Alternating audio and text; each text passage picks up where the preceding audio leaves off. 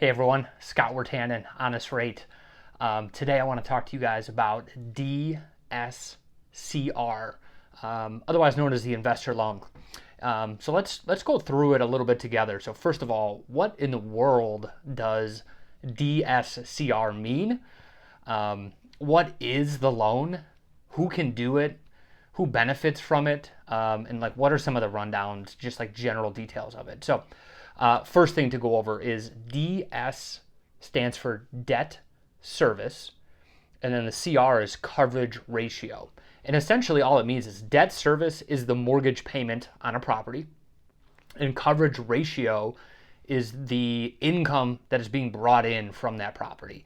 So these loans are geared towards investment properties, where it's essentially qualifying the property with the rent that is being brought in compared to the mortgage payment on the home, and or whatever it is, the property. I say home, but you know what I mean. So with that said, I mean there's it's really like one of the coolest loans in my opinion. If you go back, I mean 5, 10, 15 years, to buy an investment property, it's not been the easiest process. So these loans becoming more and more popular really help anyone who's looking to buy an investment property, or at least anyone should explore these options to see if they should help. So that brings me to my next point, which is like who can potentially benefit from this loan. A lot of people I talk to think it has to be like someone who's like an official investor. And you may be sitting there watching this video thinking to yourself like, I'm not actually an investor. Well, maybe you are. Maybe you don't have to be. Maybe you don't even have to own a home. So let's go through just some of the basics. So who does it apply to? Well, if you're a seasoned investor and you've been doing this for years and you own multiple properties and this isn't your first rodeo, well, a DSCR loan is probably something you're familiar with, and you may not even be watching this video. But if you're not familiar with it, it's a great way to not have to jump through all the normal hoops. If you're a first-time investor, meaning let's say you own a home and you want to get into the rental market, and you're like, how do I do it? And do I have to jump through all the same hoops? Well, you may be eligible also for a DSCR loan. Maybe you have a short-term rental property, meaning it doesn't have an official lease, you're Airbnb-ing it, or it's on VRBO or whatever other short-term rental that might apply. That could also work. And then the last one that most people don't know about is you can be a first-time home buyer and actually do this type of loan. So the rules, the regulations, the qualifying may vary. As any loan out there, it's going to look at, if it's a purchase, how much are you putting down, what is your credit score, as I mentioned in the beginning, what is the rent being brought in versus the monthly obligations as far as mortgages, other liens, taxes, insurance, homeowners association dues. And that's all pretty normal, standard things that you would get with any mortgage anyways. So it doesn't hurt to check. And even on the first-time home buyer, it's not the easiest way to make it work, but it's possible. And working with someone who's well-versed in these loans can help guide you and let you know if your scenario would be a good fit for this type of loan.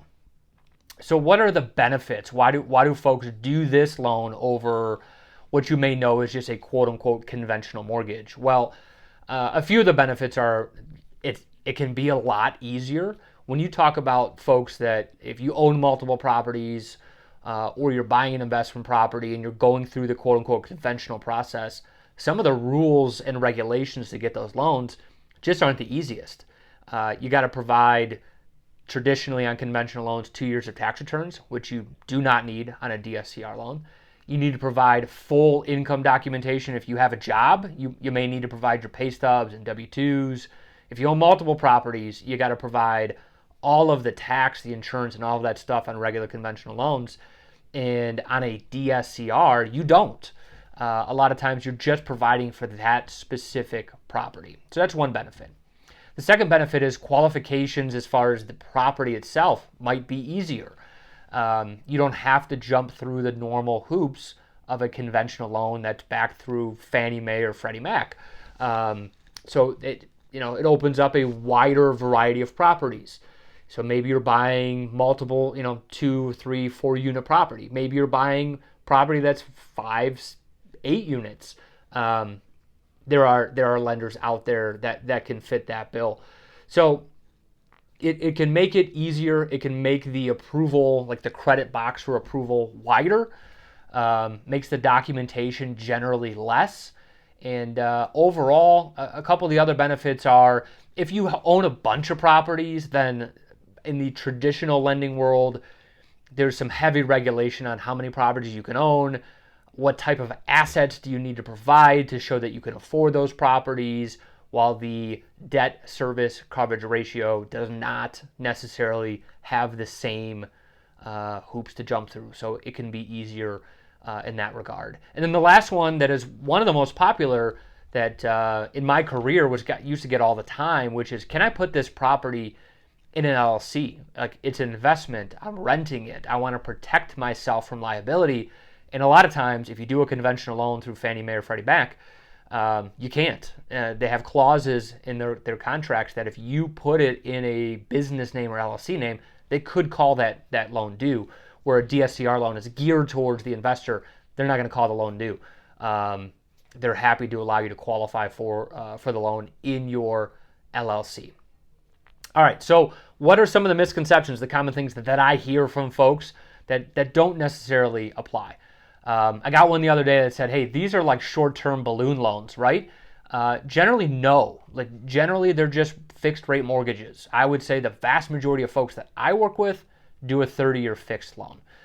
They do have options in some cases of a 40-year loan or an interest-only loan, but a lot of times they're just regular fixed loans. Other questions, like, I have to be a long-term investor filing tax returns as an investor. No, not necessarily. In a lot of cases, we're not even looking at the tax returns because the property itself is qualifying. Now, if you've owned investment properties for 12 months or greater, that might give you some advantages. But as I mentioned earlier in this video, I've helped pre-approve folks that are first-time home buyers. Not only have they not owned an investment property, they don't even own a home. So there are potential options out there. Some of the other things that I get is, does my credit have to be perfect? No, it's just like any other loan. It's a combination of factors. So credit versus the income of the property versus assets or down payment, looking at the whole credit package. And some of those rules, they can change, just like any other loan. So what we're talking about when I'm recording this video today may not be the same as 6 months from now. Sometimes it gets a little easier, sometimes it gets a little harder. But don't prejudge yourself. If you're interested and you're in the market and you're inquiring, talk to someone who's an expert. Reach out to us at Honest Rate. Reach out to me personally, and let's talk about some of those scenarios. Let's figure out what it is you're trying to do, what it is we would require you to do, and let's see if we can make it work. And in a lot of cases, that's what we're here for. We're here to guide you and help you accomplish your goals. And if you can't make it work, we're not going to just tell you no and move on and never talk to you again. We'll try to find you a game plan, tell you, all right, here's what you got to work on. Here's what you got to do to get there. This is a long-term relationship and long-term game for us. So that's a quick rundown. Hopefully that can help answer the questions. The name DSCR is newer and sometimes intimidates people. But again, just think to yourself, it is really looking at the rental income versus the obligations on the property. And the last piece that I'll actually add in there that I forgot to mention earlier is, it doesn't necessarily mean the rent has to cover the mortgage. It's helpful if it does. It's preferred if it does. But there are scenarios where maybe there is no income coming in from the property currently. That could potentially still work for you. So again, don't count yourself out. Don't assume the answer is no. Reach out. Let us know how we can help you. And as always, you can go to honestrate.com. You can send me a DM, or you can reach out directly at 216-998-0123. Thank you for watching. Hopefully you got something from this, and we look forward to helping you out with whatever needs you have.